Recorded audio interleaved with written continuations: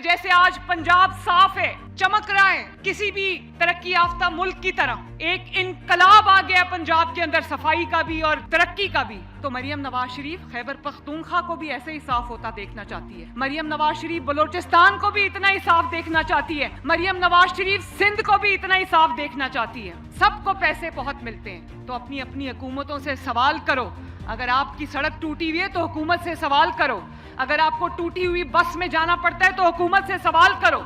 अगर आपको आटा जो है वो महंगा मिलता है तो अपनी हुकूमत से सवाल करो। अगर आपकी गली मोहल्ले गंदे हैं, कूड़ा पड़ा हुआ है तो अपनी हुकूमत से सवाल करो। अगर आपको अच्छे स्कूल नहीं मिलते, स्कॉलरशिप्स नहीं मिलते, लैपटॉप्स नहीं मिलते तो अपनी हुकूमत से सवाल करो। ये आपका हक है जो मांग मांग के आपको नहीं मिलना चाहिए। ये आपका हक है जो आपकी दहलीज पे आपका दरवाजा खटका के कहना चाहिए कि ये लो आपका हक है, मैं लेके आई।